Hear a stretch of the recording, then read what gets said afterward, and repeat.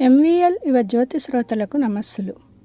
పరమానందయ్య వంటి గురువుగారు ఎంవీఎల్ మాస్టారు ఒక సినిమా పత్రికకి వెండితెర నవలలు అనే శీర్షికన పరమానందయ్య శిష్యుల కథ సినిమా గురించి రాసిన సమీక్ష ఈసారి.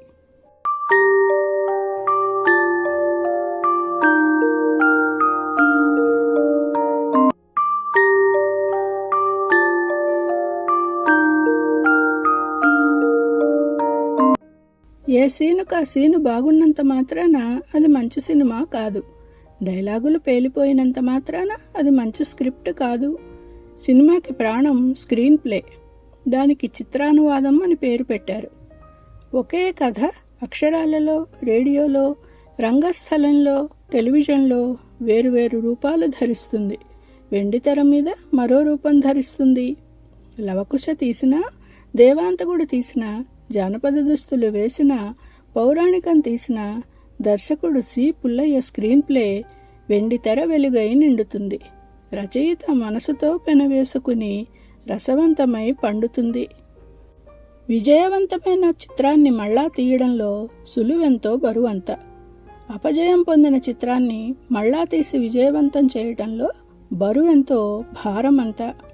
అది మరో భాషలో తీసింది కాక అదే భాషలోదైతే భారం ఎంతో, బాధ్యత మరింత.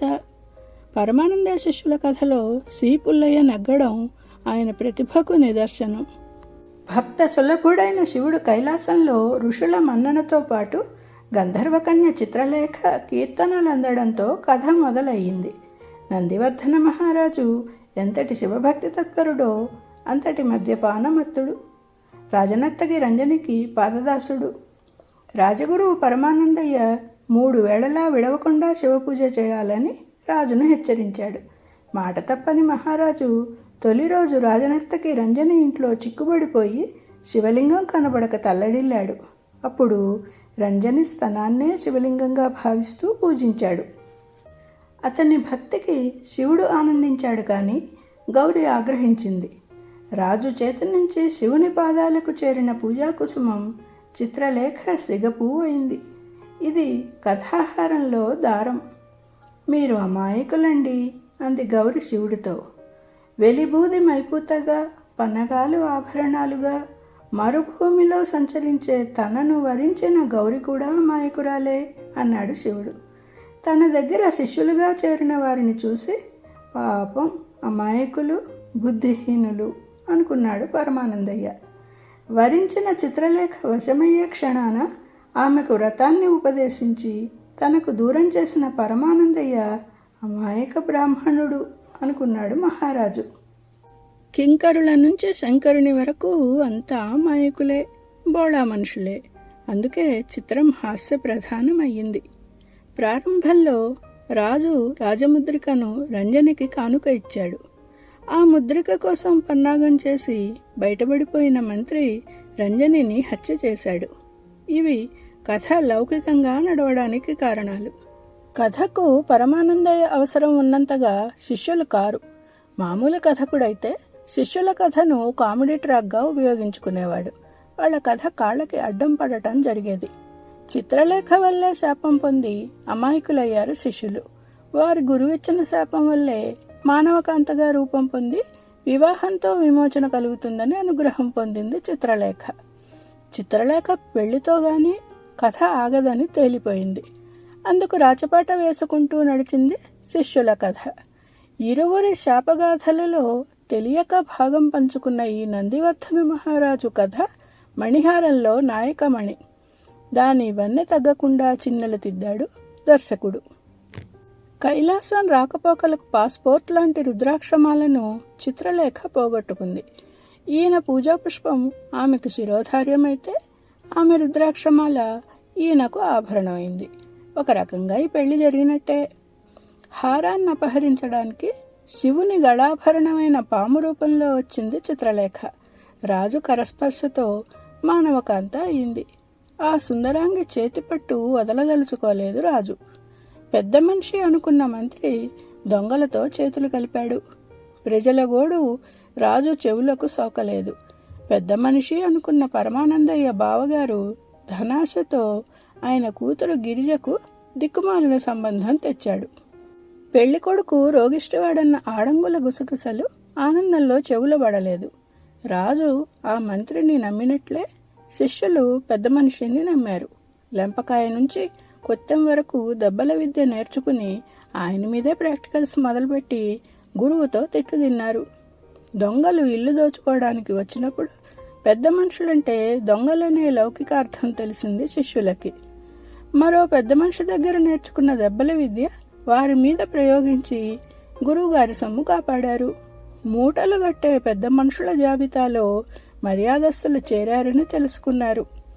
రంజని రాజనర్తకి అయినా స్వార్థంతో రాజుపందు ఆశించిన మర్యాదస్తురాలిగా నిలిచింది. కానీ మంత్రిలా పెద్ద మనుషుల లిస్టుకెక్కలేదు. పరమగురుడు చెప్పినవాడు పెద్ద మనిషి కాదురా. పరమగురుడు చెప్పినవాడు పెద్ద మనిషి కాదురా కాదురా అన్న సత్యం అనుభవపూర్వకంగా గ్రహించారు శిష్యులు. దొంగను దొంగాడు అని అనాలని కూడా గుర్తించారు. పాలివ్వటం తప్ప తన్నటం తెలియని ఆదర్శ ఆవు బ్రతికుండగా దొరకదని చచ్చిన దాన్ని కొని తెచ్చి గురువుతో మాటపడ్డారు. మాటపడ్డవాళ్ళు మరణించడం మంచిదన్న చావు తెలివి కలిగింది. విషం అన్న లేబుల్ పడిన మినపసున్ని బిందె తీర్థంతో సహా అరగించారు. రాజభటులే యమభటులు, నందివర్ధనుడే ఇంద్రుడు, రంజనే రంభ స్వర్గానికి వచ్చినట్లే అనుభవించారు. అంతటి అమాయకత్వంలో కూడా వారి నోటి వెంట శాశ్వత సత్యాలు వెలువడినాయి. ఏ ఊరి వాళ్ళకి ఆ ఊరే స్వర్గంగా కనిపిస్తుందట. మేము చచ్చిపోయాంగా, మాకు భయం ఏమిటి? వ్యాకరణ జ్ఞానం ఎక్కువైన శిష్యులు ముందింటికి సున్నాలు వేయండి అన్న గురువు మాటను 2 రకాలుగా ఆచరణలో పెట్టారు. ముందింటికి అంటే ఎదురింటికి, ముందు ఇంటికి అంటే తర్వాత పెళ్లి వాళ్ళకి సున్నాలు వేయవలను అని 2 అర్థాలు ధ్వనించాయి. అసలర్థం చిన్నేసూరి చేతిలో మిగిలిపోవడంతో పెళ్లి చెడింది. వియ్యాలవారితో సున్నం పెట్టుకున్న శిష్యుల్ని ముందు ఇంటి నుంచి నడవండన్నాడు పరమానందయ్య. క్షయరోగితో కూతురి పెళ్లి తప్పిపోవడం శిష్యుల దయ వల్లే అని తర్వాత తెలుసుకున్నారు దంపతులు. ఇక్కడ పెళ్లి చెడగొట్టే కార్యభారం నెత్తిన వేసుకున్నట్లే రాజభవనంలో పెళ్లి చేసే బాధ్యత నిర్వహించారు శిష్యులు. వెళ్ళవేసి తెల్లబోయిన వారిని చూస్తే కైలాసం నుంచి బొందితో దిగి వచ్చిన నంది గణపతి స్ఫురించారు చిత్రలేఖకి. ఆతిథ్యం ఇచ్చి ఆశీస్సులు కోరింది. రాజును పెళ్ళాడు అన్న వారి మాట వేదవాక్కులా భావించింది. ఆమె పెళ్లితో శాపం తొలగి శిష్యుల అచ్చటా తీరింది, రాజు ముచ్చటా తీరింది. శిష్యులు లేకపోతే ఇంత కథ ఎలా నడిచేది? అందుకే సినిమా పేరు పరమానందయ్య శిష్యుల కథ. అమాయకులైన పరమానందయ్య అన్నట్టు వారి చేతల్లో పరమార్థం ఉంది.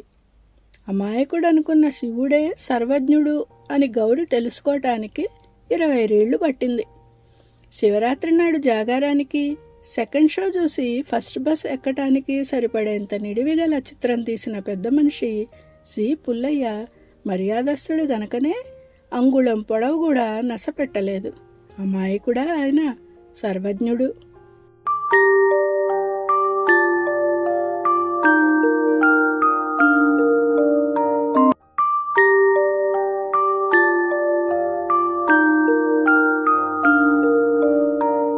పరమానందయ్య శిష్యుల కథ సినిమా గురించి పరమానందయ్య మాస్టారు, అదే ఎంవిఎల్ మాస్టారు రాసిన సమీక్ష ఇది.